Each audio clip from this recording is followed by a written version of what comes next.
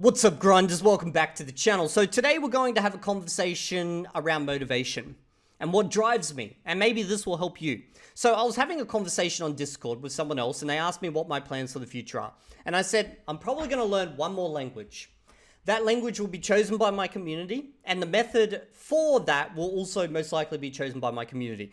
I will set certain bounds around those choices, but that's probably how I'm going to go forward on this channel. Now, this led into an interesting conversation about motivation and what the hell drives me to even, think about doing this type of thing. Because I am, in a lot of ways, very, very different to other YouTubers out there. And this popped up again recently in a video where I was talking about Metatron and the language that he's going to learn next. A lot of the comments were like, Evildea is driven by something totally different to Metatron.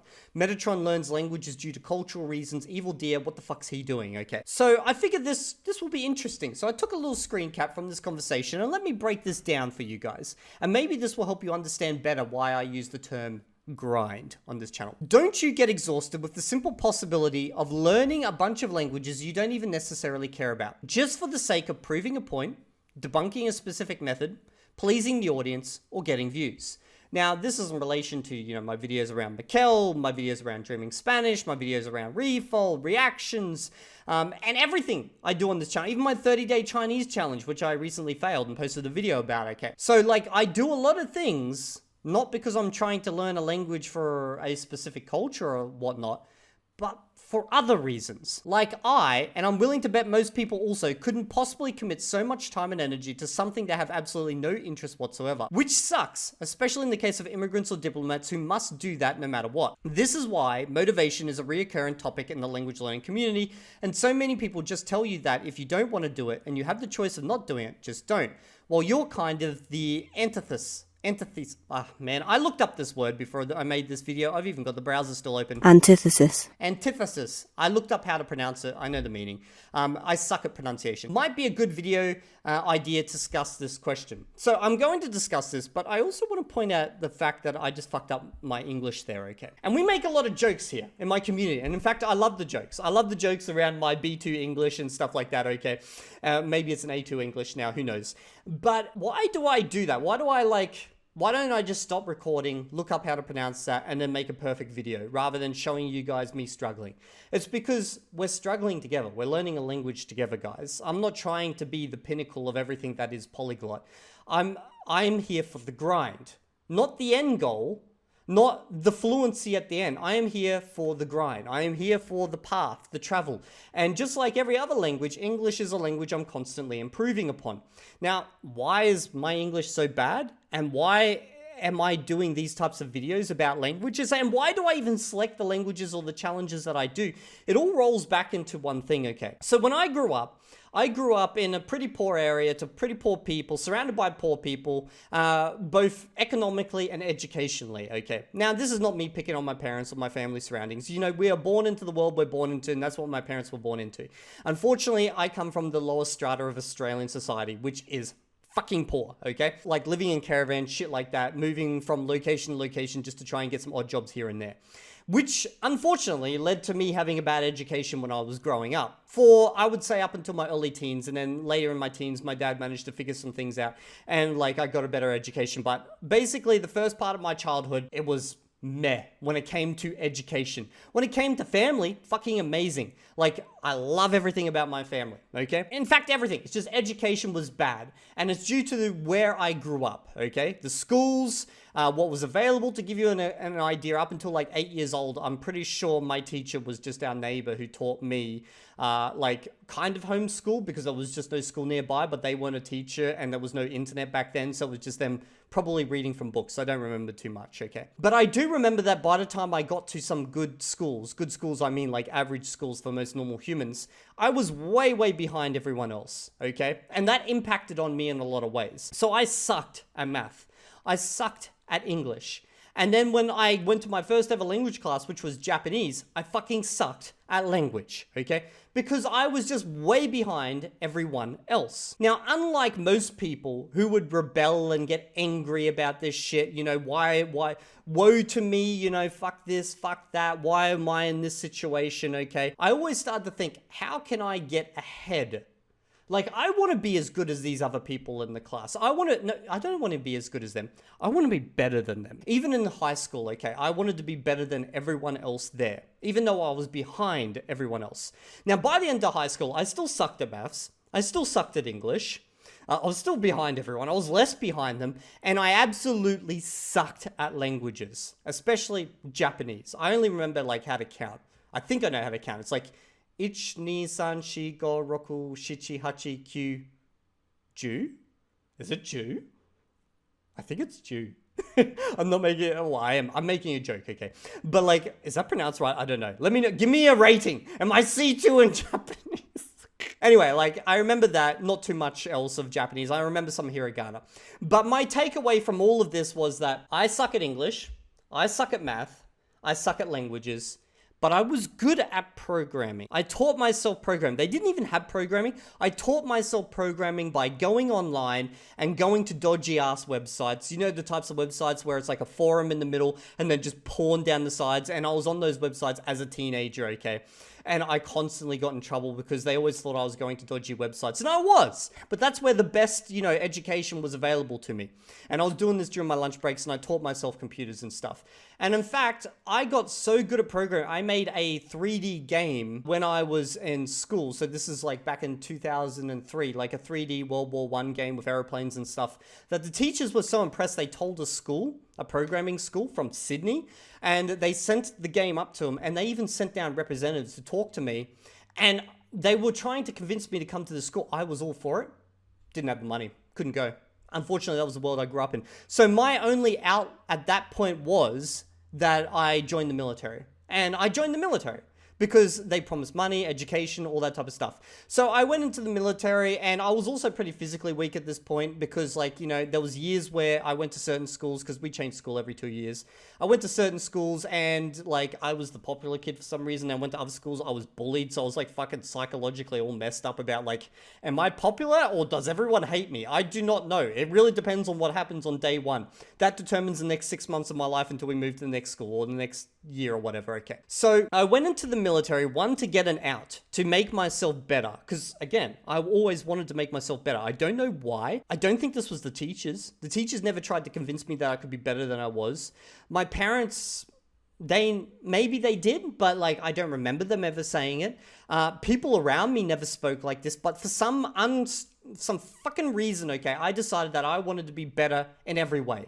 And the last school I was in, I was bullied bad. Okay, so I joined the military and I was like, I'm going to go in the military. I'm going to become the hardest motherfucker out there. No one's going to bully me ever again, okay? And I'm going to repair myself psychologically by not fearing people. And it's weird because I was terrified of it, but at the same time, I knew this is what I had to do. So I joined the military, built myself up, got bullied a bunch more. Well, not really bullied. Everyone's bullied in the military. So I got into a bunch of fights, and I did. I basically became a much better person. Part of the military is they destroy who you are and rebuild you as a new individual. And it worked for me, okay? So by the time I was at the end of the military, I was way more secure in who I was as a person. Very, very confident, okay? It's why there's been a lot of years where I'll slack off on, you know, my physicality and making myself better physically and all that, because, like, I know I can go back to that as soon as I want to. But anyway, by the end of the military, I was at peak physical fitness. And it was at that point I was like, I know I can be better, not just physically, but I can be intellectually. I just need to apply the same type of thinking to that. And for me, I was thinking, okay, what is the ultimate example of conquering your mind? And it was language. Language was always, to me, because I grew up in a monolingual society surrounded by monolingual people, okay? And when you see someone speak a language, it was like fucking magic. Here is someone standing over there making random ass sounds that seem to follow some type of pattern, but also not. And then someone else is understanding it. Like, to give you an idea of what my concept of language was at this time, I thought if I learned a language, it would be like this. I'd hear and then slowly as I got better, it'd be the dog. And then eventually it would just be full sentences in English. I thought the more I learned a language, the more English it would become. Okay, that's literally what I thought. I know, kind of crazy. So I thought, okay, I want to learn a language, but language is like a lot of words, right? It's a lot of words. And then you got to figure out how to put these words together. And then you got to, like, get good at doing this in the moment. Like, this is the ultimate marathon. And if I know anything about fitness, because, you know, I've been through the military, you don't just go to doing an ultra marathon from doing nothing, from sitting in a chair at 200 kilograms. Now, maybe some people do, okay, but like, it's not the recommended path. So I need to find something that's not a marathon for learning languages. I need to find the half marathon or something smaller than that. So I did my research, and that's where I ended up on Esperanto. And this is where this conversation from this person, they mentioned, to prove to yourself that you can indeed learn a language. I wanted to prove to myself I could learn a language, and Esperanto was mentioned as the easiest language to learn. Therefore, it must be the half marathon. So why not try the half marathon? If I get good at that, assuming I can do that, then I can move on. So I started with my half marathon for the mine, which is Esperanto, okay. And I did. I got good at it, surprisingly, over time. Therefore, this one action, this one thing of getting good at language changed my entire perspective on what I am intellectually capable of doing. So after I learned Esperanto, well, during my time learning Esperanto, I suddenly started turning around my English. Like, I learned all about English grammar and how English works. And I did that by just self-study, okay? To the point where I actually became a tutor. I became so good at speaking English that I actually became a tutor. Now, I never tutored people in spelling and stuff like that, but I got good at teaching people how to, you know, do speeches, how to present and all that type of stuff. And that's where I also became an actor. So, and then I ended up even doing fucking Shakespearean theater and stuff like that. So like, I got good at English. And then I started thinking, okay, I like programming. I was good at that, but I sucked at math. So I started working on that. And then suddenly I started getting good at math. Now, I'm not good at doing it in the moment like multiplication tables, but when it comes to algorithms and stuff, I got fucking good at it. And then, of course, I met my wife, okay. And now here he's mentioned, because of your family, I would deem both to be pretty common motivational factors. He's talking about Chinese. But I never learned Chinese. Like, I tell people I learned Chinese for family reasons because that's easy. Like, someone's like, why did you learn Chinese? I'm like, oh, it's because, you know, that's what my in-laws speak. And they're like, oh, okay, makes sense. Like, I don't have to explain it. But that's not the actual reason. If I look at it logically, I did not learn Chinese due to my wife or anything like that. Like, yes, that was what selected the language, but it's not why I kept doing it. Because realistically, my wife is fluent in English, and the only people I really need to use Chinese with is maybe my in-laws. But we got along perfectly fine by just pointing at shit. And in fact, I'd say we probably got along better. Because we couldn't have arguments about stuff, okay?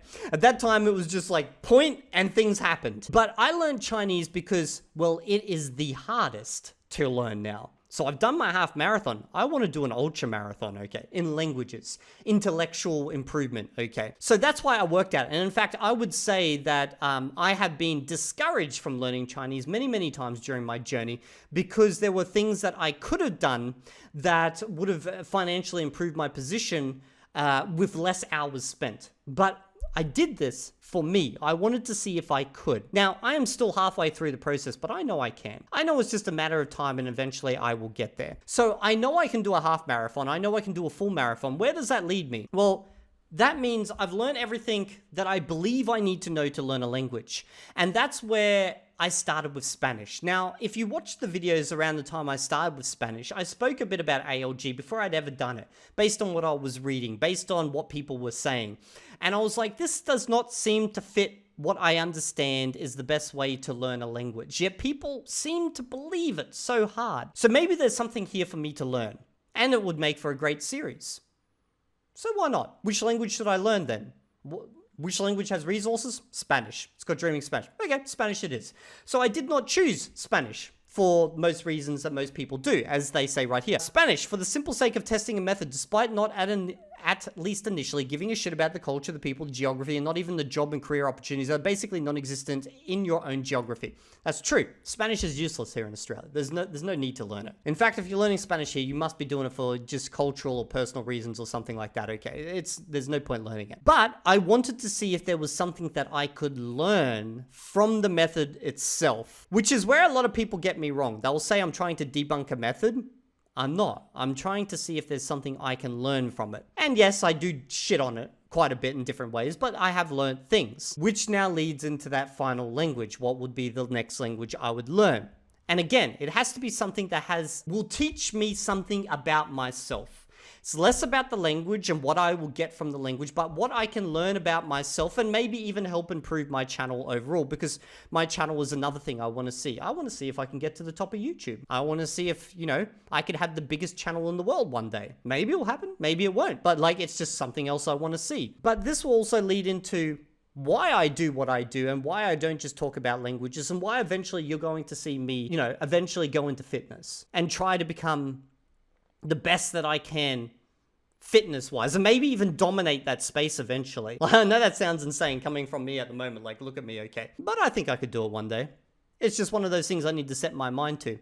So I guess the takeaway here is that you need to get to the root of what's driving you. If you understand the root of what's driving you, that should be enough to keep you moving forward. And for those days it doesn't keep you moving forward, that's where the grind comes in. You just say to yourself, you know what? I know you don't want to do this today, but are you a bitch? Not like targeting gender or anything, but are you just bitching out because you don't want to do it? Like, do you really want to know what you're capable of? That's how I ask myself. If you really want to know what you're capable of, fucking do it, bro. It's not that hard. Just sit there, watch some content. Just sit there, study some shit. Otherwise, you're just gonna sit fucking scrolling on Facebook anyway. You're just gonna watch some stupid ass series on Netflix. Use this time. Watch that stupid ass series in Spanish now. I hope that clarifies me as a person and helps you guys understand what I'm trying to do with languages and why I am not a language YouTuber, I guess. I am a person who's trying to make themselves better. And languages is just me testing my limits. Is that motivating? I don't know. I'll see you all in the next video. Make sure you sub to the channel.